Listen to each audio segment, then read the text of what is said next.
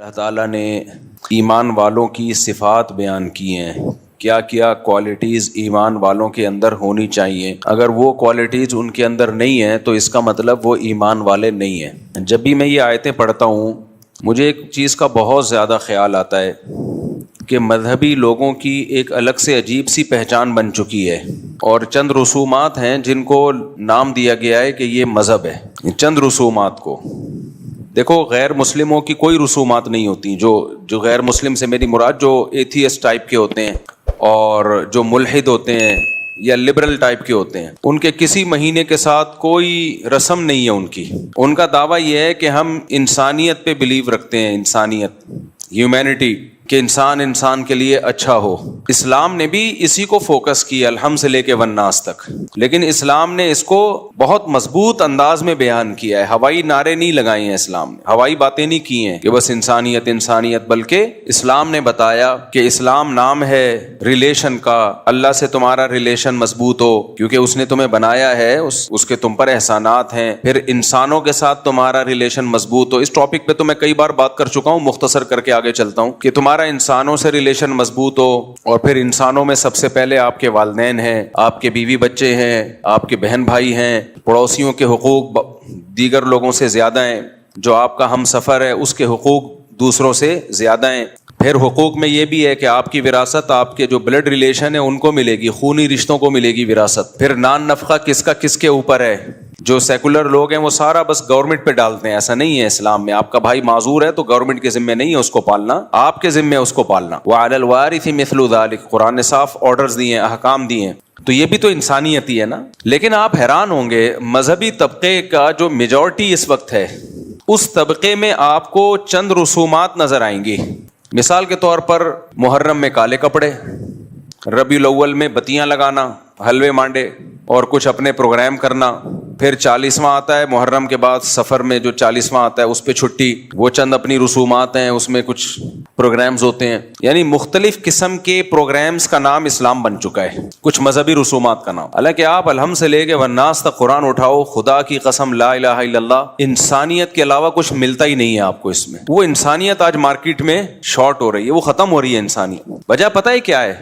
انسان بننے کے لیے نا، انسان بننے کے لیے اپنی خواہشات کو قربان کرنا پڑتا ہے، اور خواہشات مذہبی رسومات کو ادائیگی پہ مجبور کرتی ہیں آپ کو۔ وہ رسومات جو مذہب نے نہیں بتائیں، جو ہماری پیدا کرنا ہے، وہ مزہ آتا ہے انسان کو انٹرٹینمنٹ چاہیے، تفریح چاہیے۔ اگر اسے آپ فلموں ڈراموں سے، گانوں بجانوں سے روک دو گے تو مذہب ہی میں انٹرٹینمنٹ تلاش کرے گا، پھر وہ مذہب ہی میں تفریح تلاش کرتا ہے۔ اب مذہب میں تفریح تلاش کرنے کے لیے اس کو مذہب کا لیبل لگانا پڑتا ہے۔ بھائی آپ کوئی کنسرٹ کر رہے ہو، کوئی میوزیکل شو کر رہے ہو، ہے تو یہ بھی تفریح، لیکن آپ اس میں مذہب کا لیبل لگا سکتے ہو؟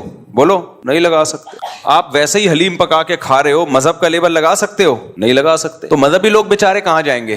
ان کی تو زندگی اندھیری ہو جائے گی۔ تو انہوں نے کیا کیا؟ مذہب کے لیبل لگا کے انٹرٹینمنٹ کا ایک سامان، جیسے قوالی ہے، انٹرٹینمنٹ ہے۔ کاکڑ دنہ ہوتا ہے نا قوالی میں، میں بیان میں کہتا ہوں نا کاکڑ دنہ ہونا چاہیے۔ اس پہ کیا مطلب کاکڑ دنہ کا؟ قوالی جب چلتی ہے سلولی شروع میں مزہ نہیں آتا، بورنگ ہوتے ہوتے پھر وہ جوش میں آتا ہے، پھر کاکڑ دنہ ہو جاتا ہے، ڈنگ ٹڑک ڈنگ کر کے شروع ہو جاتا ہے حساب کتاب، پھر مزہ آنا شروع ہوتا ہے، پھر لوگ جھومتے ہیں، ناچتے ہیں، ہے وہ بھی انٹرٹینمنٹ۔ لیکن اس انٹرٹینمنٹ میں کیا ہے؟ کوئی اہل بیت کی تعریف ہوگی، یا خدا کی حمد و ثنا ہوگی، یا پیغمبر کی صلی اللہ علیہ وسلم کی تعریف ہوگی۔ تو اب ہے انٹرٹینمنٹ، لیکن اس میں مذہب کا تڑکا لگانے کے لیے وہی میوزیکل پروگرام ہے، وہی میوزیکل شو ہے، وہی ہلنا جلنا ہے، تھرکنا ہے، جو انسان چاہتا ہے کہ تھوڑا سا کچھ مستی ہونی چاہیے، لیکن مذہب کا تڑکا لگانے کے لیے اس پہ اہل بیت کی تعریف ڈال دی، نبی کی تعریف ڈال دی، یا اللہ کی حمد و ثنا ڈال دی، تاکہ اس کو مذہب کا لیبل بھی لگ جائے اور مزہ بالی ووڈ والا آ جائے۔ مزہ کون سا ہے؟ وہی جو گانے بجانے اور تھرکنے میں آتا ہے۔ آج مذہب اسی چیز کا نام رہ گیا ہے۔ آپ تبلیغی جماعت کے بزرگوں کو جا کے دیکھو، کوئی زندگی میں نا اس طرح کی انٹرٹینمنٹ نہیں ہے۔ آپ کو ایسا لگے گا دنیا میں سب سے زیادہ خوش کے لوگ ہیں، یہ خوش کے لوگ ہیں، لیکن راتیں زندہ ہیں تہجد سے، اشراق، اوابین، دعائیں، تلاوت، نماز، روزے۔ صحابہ کی سیرت دیکھ لو، آپ صحابہ کی آپ سیرت دیکھ لیں تو اس سیرت میں یہ ہمیں انٹرٹینمنٹ نظر نہیں آئے کہ جناب پروفیسر غامدی صاحب نے صحابہ کے دور میں کسی گلوکارہ کو ثابت کرنے کی کوشش کی ہے کہ مغنیاں تھیں، وہ ناچ گانے کرتی تھیں، حالانکہ وہ مغنیاں ترنم سے اشعار پڑھا کرتی تھی، تو اس کو انہوں نے گانے سے تعبیر کر دیا اور صحابہ کے دور کی سنگر بنا کے غامدی صاحب نے پیش کر دیا اس کو. تو غامدی صاحب ہیں بھائی، وہ بڑے لوگ ہیں، کچھ بھی کر سکتے ہیں. کیا خیال ہے؟ کوئی پوچھنے والا ہے نہیں. تو اب کیا ہے کہ جو اسلام کی روح ہے نا وہ بالکل ملیا میٹ ہوتی چلی جا رہی ہے، روح ختم ہوتی چلی جا رہی ہے. آپ محرم میں دیکھ لو کیا ہو رہا ہوتا ہے، لوگ مرثیے لگا کے گھوم رہے ہوتے ہیں. پھر ربیع الاول میں ایسی نعتیں آ رہی ہیں جو میوزک کے ساتھ، اور بالکل ان کا اتار چڑھاؤ ایسا ہے کہ کھڑے کھڑے آدمی کو تھرکنے کا دل کرنا شروع کر دیتا ہے. وہی اپنی ٹھڑک جو بالی ووڈ کی تھی وہ نعت لگا کے، بریلویوں میں بھی بہت سے علماء اس کے خلاف ہیں، میں کسی مسلک کو برا نہیں کہہ رہا، بہت سے بریلوی علماء خود کہتے ہیں کہ یہ غلط ہے، یہ نعتوں کا یہ اسٹائل، لیکن اس کے پیچھے جذبہ کیا ہے؟ انٹرٹینمنٹ. تبھی میں چیخ چیخ کے تھک گیا بھائی. انٹرٹینمنٹ اور بہت سارے طریقوں سے ہو سکتی ہے جو جائز ہیں، لیکن اس پہ مذہب کا لیبل مت لگاؤ. مذہب نے انٹرٹینمنٹ سے تھوڑی منع کیا ہے، جائز انٹرٹینمنٹ رکھو نا بھائی. دوڑو، بھاگو، سوئمنگ کرو، گھوڑ سواری کرو. شادی بھی تو ایک انٹرٹینمنٹ ہے، شادی کر لو طریقے سے.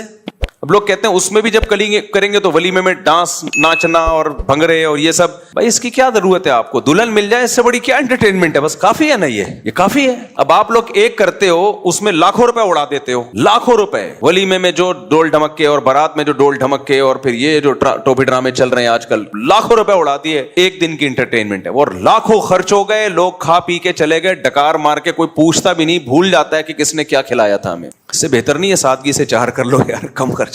وہ انٹرٹینمنٹ زیادہ ہے، وہ نیچرل ہے، وہ نیچرل ساری زندگی کی انٹرٹینمنٹ ہے. وہ بیوی کی محبت، پھر اس سے اولاد کی محبت، پھر بچوں کی خوشیاں، ساری زندگی کی ہے. وہ شیطان کن غلط راستوں پہ انسان کو ڈالتا ہے. اور اگر وہ انٹرٹینمنٹ کرنی ہے تو مذہب کا لیبل تو نہیں لگاؤ بھائی اس کے اوپر، مذہب کا لیبل تو نہیں لگاؤ. مذہب نام ہے انسانیت کا. کیسے پیارے حکام ہے قرآن مجید کے یار، الحمد سے لے کے والناس تک دیکھو تو صحیح، کتنا زبردست قرآن ہے، کتنی زبردست کتاب ہے. کیا کیا چیزوں سے ہمیں روکتا ہے قرآن، کیا کیا چیزوں کو ہمیں کرنے کا حکم دیتا ہے. اس میں کہیں بھی جلوس نہیں ہے، کہیں بھی یہ نہیں ہے کہ آپ نبی کے نام پہ آپ یہ دن مناؤ. ہمیں 2 دن منانے ان کا بھی بتا دیا. کون سے 2 دن منانے ہم نے؟ بھائی عید الفطر ہے، عید الاضحیٰ ہے. لوگ کہتے ہیں 14 اگست کیوں مناتے ہو؟ مذہب کا لیبل لگائے بغیر مناتے ہیں بھائی اس کو، سمجھ رہے ہیں نا؟ اس پہ مذہب کا لیبل نہیں لگاتے. جبکہ ربیع الاول کی عید، اس پہ مذہب کا لیبل لگا ہوا ہے. مجھے ایک بات بتاؤ، کسی کی پرمیشن کے بغیر اس کا لیبل کہیں اور لگا سکتے ہو آپ؟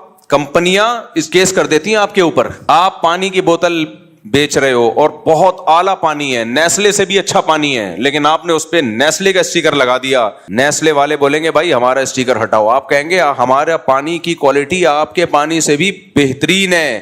نیسلے والے بولیں گے بھائی آپ زمزم بھی بیچ رہے ہو، ہمارا اسٹیکر لگانے کی اجازت نہیں ہے. تو آپ کچھ بھی کریں، مذہب کا لیبل نہ لگائیں اس کے اوپر، مذہب کا لیبل نہ لگائیں. مذہب الحمد سے لے کے والناس تک اللہ نے قرآن میں بیان کیا اور بتا دیا کیا کام کرنا ہے، کیا کام نہیں کرنا ہے. جو کرنے کے کام ہے وہ بھی بتا دیا، جو نہیں کرنے کے کام ہے وہ بہت آسان ہے. اور جائز انٹرٹینمنٹ بھی بتا دی ہے، جو حلال تفریح ہے وہ بھی بتا دی اللہ تعالیٰ نے. تو اس پہ اکتفا کیوں نہیں کرتے بھائی؟ ما لکم لا ترجون للہ وقارا وقد خلقکم اطوارا. پیغمبر اپنی قوم کو کہا کرتے تھے تم اللہ کی تعظیم کیوں نہیں پہچانتے؟ اللہ جب تمہیں حکم دے رہا ہے یہ کرو تو کیوں نہیں کرتے؟ جب منع کر رہے کہ یہ مت کرو تو کیوں نہیں منع ہوتے؟ آپ بتاؤ جتنے پیغمبر دنیا میں آئے ہیں سب پیغمبروں نے اپنی قوموں کو کیا دعوت دی ہے؟ ان کے عقیدے خراب تھے تو ان کو بولا یہ عقیدہ درست کر لو. ان کے اعمال خراب تھے، کچھ ناپ تول میں کمی کیا کرتے تھے، ان کو بولا ناپ تول میں کمی مت کیا کرو. کچھ کیا کر جھوٹ بولتے تھے، ان کو جھوٹ سے روکا. کچھ امانتوں میں خیانت کرتے تھے، ان کو امانتوں میں خیانت سے روکا. کچھ لڑکوں سے بدفعلی کرتے تھے، ان کو بدفعلی سے روکا. زنا سے روکا، ماں باپ کی نافرمانی سے روکا، رشتہ داری توڑنے سے روکا. تمام آسمانی کتابوں کی بیسک تعلیمات یہی ہیں، اور یہ آج ہماری سوسائٹی میں نظر نہیں آئیں گی. آپ پروگرام کر رہے ہیں، اس سے پڑوسیوں کو تکلیف ہو رہی ہے اس پروگرام سے. ادھر حدیث میں آ رہا ہے کہ جو پیٹ بھر کے کھائے اور پڑوسی بھوکا سوئے وہ مومن نہیں ہے. اور آپ نے اتنی تیز آواز سے کوئی پروگرام لگایا ہوا ہے کہ وہ سو نہیں سکتا ساتھ والا آپ کے. آپ اپنی آواز اس کو سنا رہے ہیں، اور جب آپ سے کہا جاتا ہے کہتے ہیں اچھی بات ہے بھائی، سب کو سننی چاہیے. زبردستی سنانا کہاں سے اچھی بات؟ میں جب یہاں مسجد میں آیا تو میں نے کہا بھائی جمعے کی جو تقریر ہوگی نا وہ ہماری اس مائک پہ اسپیکر پہ نہیں ہوگی، باہر کا اسپیکر آف ہوگا. بعض لوگوں نے اعتراض کیا کہ اس بہانے بہت سے لوگ آپ کا بیان سن لیتے ہیں. میں نے کہا بھائی جو نہیں سننا چاہتا وہ بھی تو سن لیتا ہے نا, کیوں زبردستی. میں نے کہا بھائی اسلام سے اس کی پرمیشن لے کر آؤ کہ اسلام نے یہ کہا ہو کہ زبردستی اپنی بات لوگوں کے کان میں ٹھوسو, یہ کہاں ہے اسلام؟ پرمیشن لے آؤ تو ہم کر لیں گے. تھانے سے پرمیشن مل بھی جائے, اتنی پرمیشن کافی نہیں ہے, پہلے پرمیشن کس سے ملنا ضروری ہے؟ اللہ سے. اچھا یہاں مذہبی لوگ ایک گڑبڑ یہ کرتے ہیں کہ جب آپ خود شریعت کے خلاف کام کر رہے ہو تو آپ پھر اس پہ مذہب کا لیبل لگاتے ہو کہ تمہیں حق سننے سے تکلیف ہوتی ہے, اذان کی آوازیں مائک پہ ہونی چاہیے, اسپیکر پہ ہونی چاہیے, لیکن اتنی تیز آواز کر دینا مائک کی کہ آپ کی مسجد کے قریب دوسری مسجد ہے, آپ کی اذان کی آواز آپ کے محلے کو بھی کراس کر کے دور دور تک جا رہی ہے. بھائی اس محلے کے لیے وہ والی مسجد کافی ہے, ان کی اذان کی آواز وہ سن لیتے ہیں. آپ کی اذان کی آواز ایک لمٹ ہونی چاہیے, جو آپ کے مسجد کے ارد گرد کے لوگ ہیں وہاں تک آواز پہنچ جائے, بس اتنا کافی ہے. کسی مسجد میں عمل ہوتا ہے اس پر؟ اتنے زور زور کے بھونپو لگاتے ہیں نا, کان پھٹنا شروع ہو جاتے ہیں.